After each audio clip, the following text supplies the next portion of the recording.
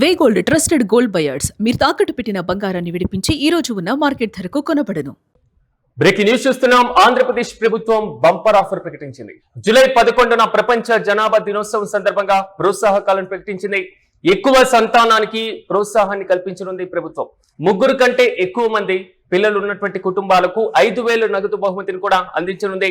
ప్రతి జిల్లాలో 3 కుటుంబాలకు నగదు ప్రోత్సాహకం అందించబోతున్నారు. మొత్తం 84 జంటలకు బహుమతిని ప్రకటించారు. అయితే కాల్పులో పూర్తి స్థాయిలో మాత్రం జనాభా నియంత్రణ వల్ల జరిగినటువంటి ఏదైతే డ్యామేజ్ ఉందో, వృద్ధ జనాభా విపరీతంగా పెరగడం వల్ల ఉన్నటువంటి సిచ్యువేషన్ ఏదైతే ఉందో, దాని నుంచి క్రమంగా పూర్తి స్థాయిలో యువ జనాభా పెంచేటువంటి దిశగా ఒక భవిష్యత్తు జనాభా విధానపరంగా ముందుకు వెళ్తున్నటువంటి వైనం మనం చూస్తున్నాం. కాన్పుల మధ్య 2 ఏళ్ల పాటు విరామం పాటించినటువంటి జంటలకు సైతం దాదాపు 5,000 అందించాలంటూ ఏపీ ప్రభుత్వం నిర్ణయం తీసుకుంది. ఎక్కువ మంది అర్హులుంటే లక్కీ డ్రా ద్వారా ఎంపిక చేయనున్నారు. మొత్తం మీద 1971 జనాభా నియంత్రణ ద్వారా దక్షిణాది రాష్ట్రాల్లో జరుగుతున్నటువంటి జనాభా క్షీణించేటువంటి దశను మనం చూస్తున్నాం. ఇలాంటి సందర్భంలో వరుసగా జనాభాను పెంచేటువంటి దిశగా ఏపీ ప్రభుత్వం అడుగులు వేస్తుంది. ఇందులో భాగంగానే రీసెంట్ గా స్థానిక సంస్థల ఎన్నికల్లో పోటీ చేయాలంటే 2కి మించి ఉండకూడదు అనేటువంటి నిబంధన ఏదైతే ఉందో, 1 ముద్దు 2 హద్దు, ఇది గతంలో మనం అవలంబించినటువంటి విధానం. తాజాగా దాని నిబంధనను కూడా పక్కన పెట్టినటువంటి వైన మనం చూస్తున్నాం. ప్రధానంగా ఆంధ్రప్రదేశ్ ప్రభుత్వం తాజాగా ఒక ప్రత్యేకమైనటువంటి నిర్ణయం తీసుకుంది అనేది మాత్రం క్లియర్ కట్ గా అర్థమవుతుంది. రాష్ట్రంలో తగ్గుతున్నటువంటి జనాభా రేట్ను అదుపు చేయడానికి, అలాగే ఎక్కువ సంతానాన్ని ప్రోత్సహించడానికి వైద్య ఆరోగ్య శాఖ ఆధ్వర్యంలో కొత్త నిర్ణయాలు తీసుకున్నారు. ప్రధానంగా ఈ ప్రోత్సాహక కార్యక్రమానికి సంబంధించిన కొన్ని ఇంపార్టెంట్ ఇష్యూస్ ను మనం ఒకసారి పరిశీలిస్తే 5,000 రూపాయల నగదు బహుమతిని ప్రకటించనున్నారు. 3 లేదా అంతకంటే ఎక్కువ మంది పిల్లలు ఉన్నటువంటి దంపతులు ఎవరైతే ఉన్నారో వారిని ప్రోత్సహించేందుకు ఈ నిర్ణయం తీసుకున్నారు. ప్రధానంగా ఎలా ఎంపిక చేస్తారు అనేటువంటి విషయాన్ని మనం పరిశీలిస్తే, ఇది అందరికీ ఇచ్చేటువంటి నిరంతర సంక్షేమ పథకం అయితే కాదు. సో అందరికీ వర్తిస్తుంది అనడానికి లేదు. ప్రతి జిల్లాలో 3 లేదా అంతకంటే ఎక్కువ మంది పిల్లలు కలిగిన ఉత్తమ జంటలను 3ని ఎంపిక చేస్తారు. వైద్య ఆరోగ్య శాఖ ఆధ్వర్యంలో ఈ ఎంపిక జరుగుతుంది. వారికి 5,000 రూపాయల నగదు ప్రోత్సాహకాన్ని కూడా అందించనున్నారు. ప్రధానంగా కాల్పుల మధ్య ఆల్మోస్ట్ కేవలం పిల్లల సంఖ్య మాత్రమే కాదు, తల్లి బిడ్డల ఆరోగ్యం కూడా ముఖ్యమని ప్రభుత్వం చెప్తుంది. ఒక కాన్పుకు మరో కాన్పుకు మధ్య కనీసం 2 ఏళ్ల పాటు విరామం పాటించినటువంటి దంపతులకు కూడా ఆల్మోస్ట్ ప్రతి జిల్లాలో 6 జంటలను ఎంపిక చేసి 5,000 రూపాయల నగదు ప్రోత్సాహకాన్ని కూడా అందించబోతున్నారు. ఎందుకు ఈ నిర్ణయం తీసుకోవాల్సి వచ్చింది, ఎందుకు ఇలాంటి కీలకమైనటువంటి నిర్ణయం దిశగా ప్రభుత్వాలు అడుగులు వేస్తున్నాయి, ప్రకటిస్తున్నాయి, ఆలోచిస్తున్నాయి, ఇదే విధానంతో ముందుకు వెళ్ళాలి అనేటువంటి సూచనలు చేస్తున్నాయి అనేటువంటి అంశాన్ని పరిశీలిస్తే, దక్షిణాది రాష్ట్రాల్లో ముఖ్యంగా ఆంధ్రప్రదేశ్ లో జనాభా వృద్ధి రేటు తగ్గిపోవడం, వృద్ధుల సంఖ్య క్రమంగా పెరిగిపోవడం, భవిష్యత్తులో యువ శ్రామిక శక్తి కొరత రాకూడదు అనేటువంటి ఉద్దేశంతోనే ప్రభుత్వం జనాభా నియంత్రణ పైన అవగాహన కల్పించడానికి కార్యక్రమం చేపట్టినట్లుగా తెలుస్తున్నాయి. ఇందుకోసం ప్రభుత్వం దాదాపు 56 లక్షల బడ్జెట్ ను కూడా విడుదల చేసినటువంటి వైనం మనం చూస్తున్నాం.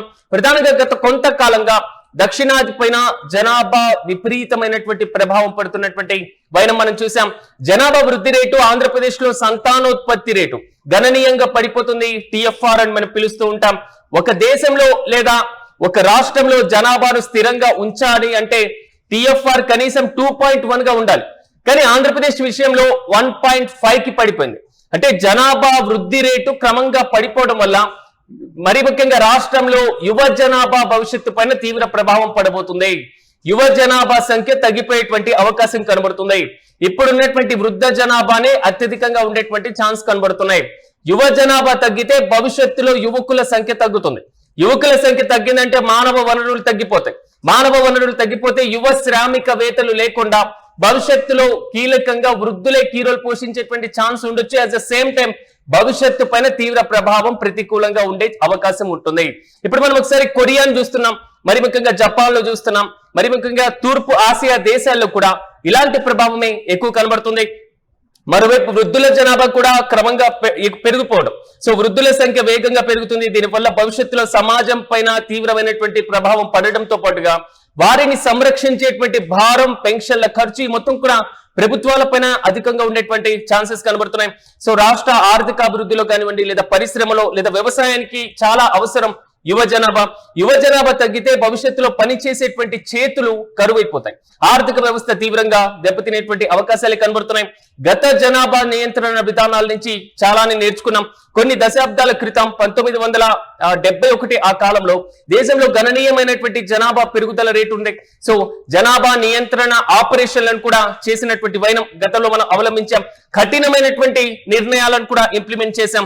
కానీ దేశంలో ఈ జనాభా నియంత్రణ వల్ల సత్ఫలితాలన్నీ కూడా దక్షిణాది రాష్ట్రాలే సాధించడం జరిగింది ఉత్తరాది రాష్ట్రాలతో పోలిస్తే. సో ఒకరు లేదా ఇద్దరు అనేటువంటి కుటుంబ నియంత్రణ విధానాలు పెద్ద ఎత్తున ప్రజలు పాటించారు. ఇప్పుడు ఆర్థిక పరిస్థితిలో ఇది రివర్స్ అయిపోయింది. జనాభాను నియంత్రించడం కంటే ఇప్పుడు దాన్ని సమతుల్యం చేయడం బెస్ట్ అనేటువంటి ఆలోచనలో ప్రభుత్వాలు చేస్తున్నట్లు తెలుస్తుంది. కేవలం పిల్లల సంఖ్యను పెంచడం మాత్రమే కాదు, ఒక కాన్పుకు మరో కాన్పుకు కనీసం 2 సంవత్సరాల గ్యాప్ ఉండాలి అనేటువంటి నిబంధన కూడా పెట్టారు. దీనివల్ల తల్లి ఆరోగ్యం క్షీణించకుండా ఉంటుంది. పుట్టబోయేటువంటి బిడ్డ ఆరోగ్యంగా ఉండేలా అవగాహన కల్పించడం కూడా ప్రభుత్వ ఉద్దేశంగా తెలుస్తుంది. ఓవరాల్ గా కొన్ని అంశాలను మనం పరిశీలించినప్పుడు రీసెంట్ గా డీలిమిటేషన్ యాక్ట్ సంబంధించినటువంటి ఇష్యూ జరిగింది. ఉత్తరాది రాష్ట్రాలతో పోలిస్తే దక్షిణాది రాష్ట్రాలపైన దీని ప్రభావం ఎక్కువగా ఉంది. 1971 తర్వాత దేశంలో కుటుంబ నియంత్రణకు సంబంధించి కఠినమైనటువంటి చర్యలు తీసుకున్నటువంటి దక్షిణాది రాష్ట్రాలు ఈ రోజు నియోజకవర్గాల పునర్విభజన పైన తీవ్రమైనటువంటి ప్రభావం పడేటువంటి అవకాశం ఉంటుంది. జనాభానే ప్రాతిపదికన తీసుకుంటే సో దక్షిణాది రాష్ట్రాల్లో ప్రాతినిధ్యం తగ్గిపోతుంది, ప్రజాప్రతినిధులు తగ్గిపోతారు. సో ఉత్తరాది రాష్ట్రాలతో పోలిస్తే దక్షిణాది రాష్ట్రాల్లో మాత్రమే జనాభాను కఠినంగా నియంత్రించారు.